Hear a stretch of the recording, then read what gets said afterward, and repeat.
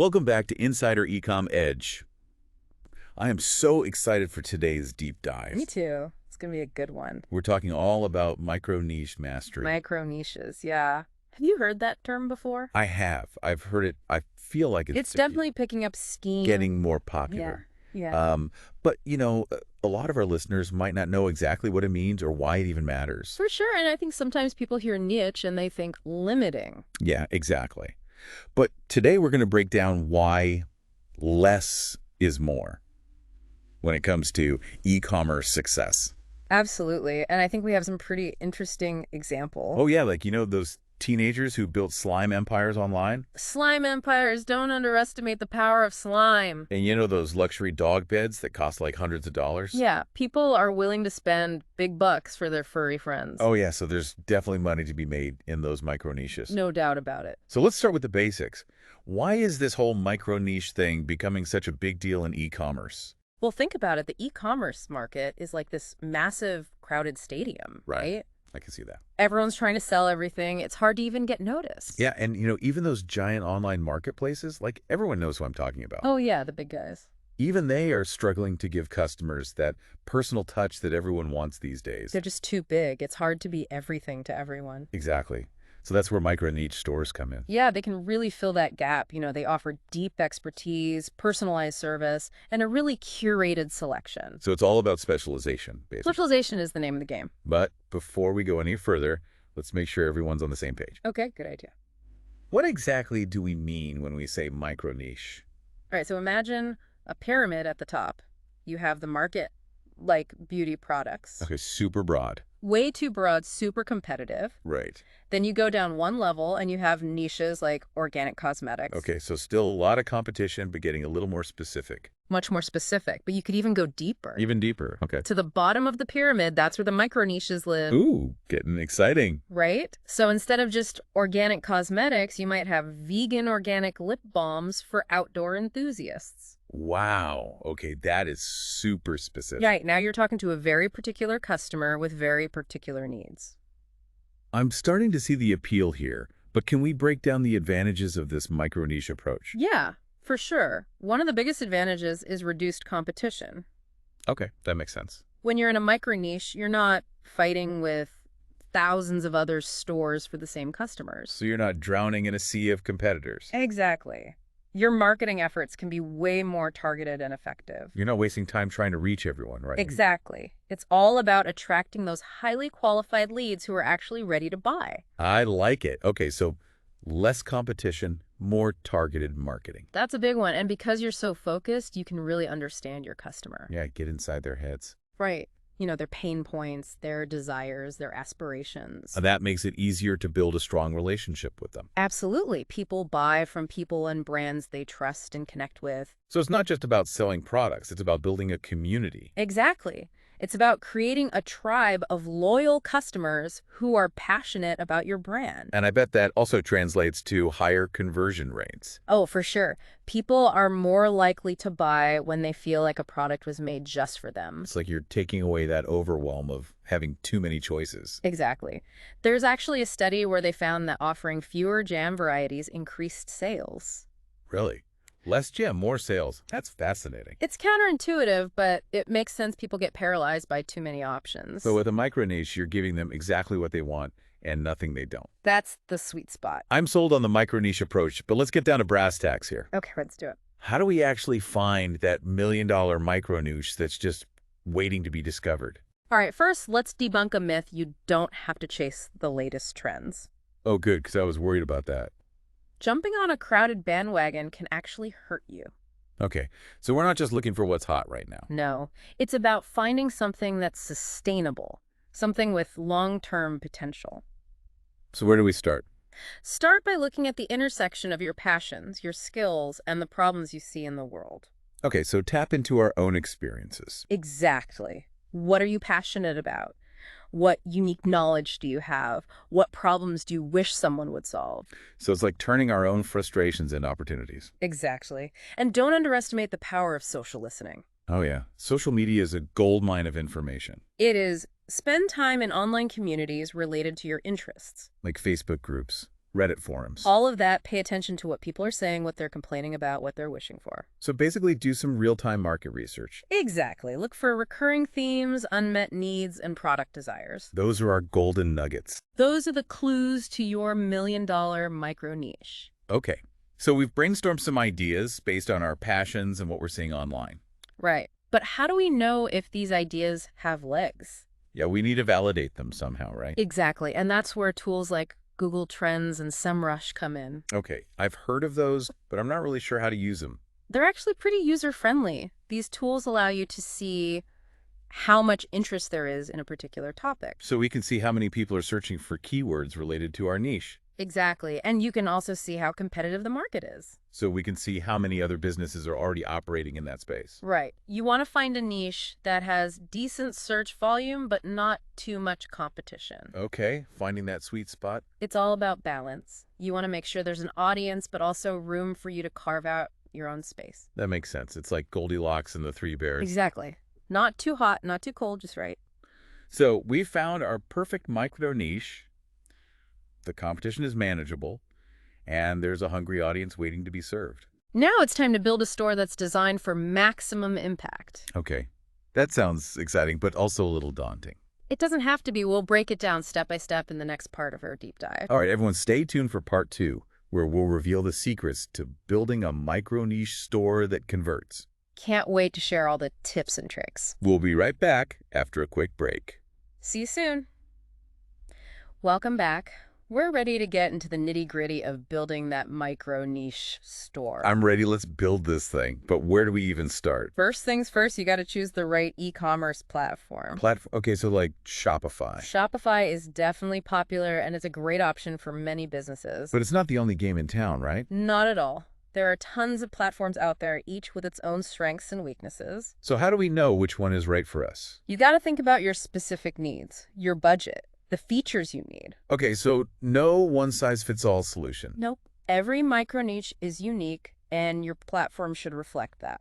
So what are some key factors to consider when choosing a platform?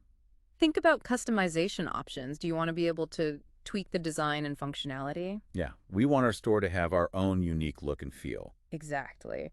And what about integrations? Are there specific payment gateways or shipping providers you need to use? Oh yeah, that's important. We don't want any compatibility issues. And of course, budget is always a factor. How much can we realistically afford to spend each month on our platform? Right. You don't want to break the bank before you even launch. So do your research, compare platforms, read reviews? Exactly. And don't be afraid to reach out to the platform providers and ask questions. Okay, platform sorted. Now let's talk design. How do we make our store visually appealing? This is where you can really let your creativity shine. I like it, but I'm not exactly a design whiz. That's okay. There are plenty of resources available even if you're not a pro. Like what? You could use a website builder with pre-designed templates or hire a freelance designer. Oh yeah, that's a good idea if we have the budget for it. But the most important thing is to make sure your design reflects your target audience. Okay, so it's not just about what we think looks good. It's about creating an experience that resonates with your ideal customer. Can you give us an example? Sure. Imagine you're selling tech gadgets to millennials. Yeah. Your store should have a sleek, modern design with high-quality product photos and videos. Yeah, and maybe some interactive elements to keep things interesting. Exactly. You want to create a visually engaging experience that keeps them coming back for more. Okay, I'm getting the picture, but let's not forget about mobile optimization. Oh, that's crucial. In today's world, everyone's shopping on their phones. Right, we need to make sure our store looks amazing on any device. Absolutely. Choose a mobile responsive theme so the layout adjusts to different screen sizes. Yeah, and the navigation has to be super easy to use on a small screen. And don't forget about image optimization. Those beautiful product photos can slow down your site. So we need to find a balance between visual appeal and fast loading times. Exactly. No one wants to wait forever for a page to load. Okay, platform design, mobile optimization, all checked off the list. Now it's time for the real magic, micro niche marketing. Ooh, I like the sound of that. But isn't all marketing the same? Not exactly with micro niche marketing. You're not trying to reach everyone. You're laser focused on your ideal customer. So it's all about precision. Precision is key. You're speaking directly to the people who are most likely to be interested in your products. Okay, so how do we actually connect with those people? Content marketing, my friend, content is king. I've heard that before, but what kind of content are we talking about? High quality, valuable content that solves your audience's problems, answers their questions, and positions you as the expert. So we're not just trying to sell them something, we're providing real value. Exactly. Think of it as educating your audience, building trust, and establishing yourself as a thought leader. Okay, I'm starting to see the bigger picture here. And when people see you as the expert, they're more likely to buy from you. That makes sense. They trust your recommendations. Right. And it's not just about creating content. You also have to make sure people can find it. Oh, yeah. SEO, search engine optimization. SEO is your best friend. It's all about making your content visible to the right people. And how do we do that? Keywords, my friend, keywords. Okay, those little words that can make or break our website? Exactly. And in the world of micro niches, long-tail keywords are your secret weapon. Long-tail keywords. What are those? They're longer, more specific phrases that people use when they're closer to making a purchase. So instead of just dog toys, it would be like eco-friendly chew toys for puppies with sensitive teeth. Exactly. You're targeting those highly qualified leads who are actively searching for products like yours. So even though long-tail keywords have lower search volume, they attract more qualified leads. Exactly. It's all about quality over quantity. Okay, long-tail keywords, got it. But SEO seems so complicated. It can be, but there are plenty of resources to help you out. Like what? There are tools like SEMrush and RFs that can help you research keywords and track your rankings. Okay, so we have tools at our disposal. And don't forget about the basics like mobile friendliness, clear headlines, and optimized images. Oh, yeah. All those little things add up. They do. They all contribute to a better user experience and a higher ranking in search results. Okay, SEO is a work in progress, but we're getting there. It's a marathon, not a sprint. Just keep learning and experimenting. Now let's talk about social media. Ah, social media, the land of opportunity and overwhelm. Yeah, it can be a bit of a jungle out there. But it's also a powerful tool for connecting with your target audience. So we can't ignore it, right? Definitely not, but you don't have to be on every platform. Oh, good, because that sounds exhausting. It is focus on the platforms where your audience hangs out. Okay, so if we're selling to Gen Z, we should be on TikTok and Instagram. Exactly. And if you're targeting an older demographic, Facebook might be a better bet. So it's about knowing your audience and meeting them where they are. Right. You want to spend your time and effort where it's going to have the biggest impact. Okay, so we've chosen our platforms now. What kind of content should we be creating?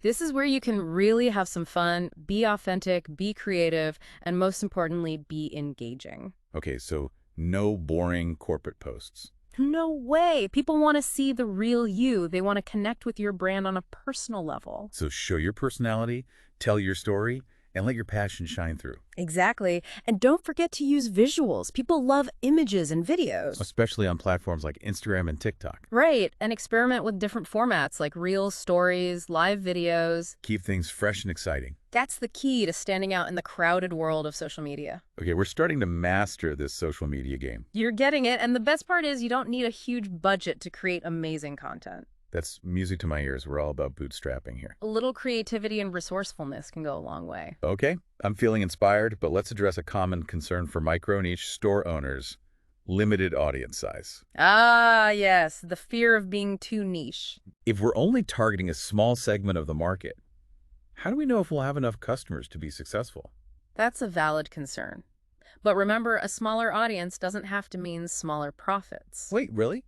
I always thought bigger was better. It's a common misconception with a micro niche. You can really get to know your customers, build strong relationships, and tailor your marketing messages to their specific needs. So it's about quality over quantity. Exactly. You're not just blasting your message out to the masses. You're having one-on-one conversations with the people who are most likely to buy from you. Okay, I'm starting to see the light. And there are ways to expand your reach within your niche without straying too far from your core focus. Like what? You can launch complementary products or services that cater to the same target audience. Right, yeah, like our vegan lip balm example. Yeah. They could expand into lip scrubs liners, maybe I even get it. vegan lip tints. Exactly.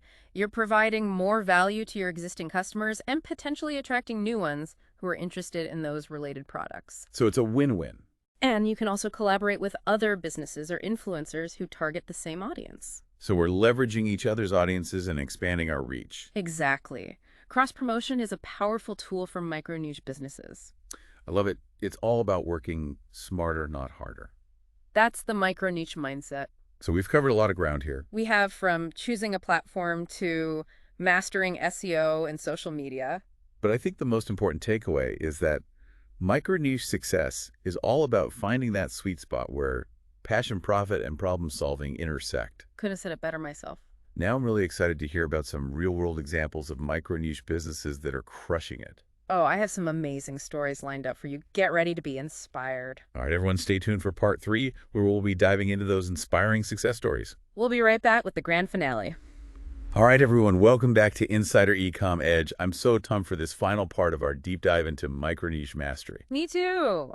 We talked about the why and the how. Now it's time for the who. The who, exactly. The entrepreneurs who are out there proving that micro niches can be big business. I love it. Give me some inspiration. Okay, let's start with a story that proves you don't need a ton of money or experience to make it big.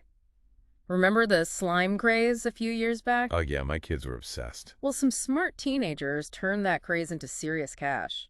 It's slime? Seriously? Seriously. Jungmin Kang, she started making slime in her kitchen as a hobby just for fun. Wow, so from hobby to business, that's the dream. Right. She started selling her slime online and things just blew up. I can only imagine TikTok probably helped. TikTok was huge for her. She built a massive following and turned Snoop Slimes into an 8-figure business. 8 figures, that's insane. All from slime. All from slime. And she did it by being authentic and connecting with her audience. So it's not just about the product, it's about the person behind it. Exactly. People buy from people they like and trust. Okay, slime empires. I'm convinced, but what about something a little more sophisticated? Okay, how about luxury dog beds? Luxury dog beds. I mean, I love my dog, but People are willing to spend a lot of money on their furry friends. I guess so. There's a company called Ivy and Duke.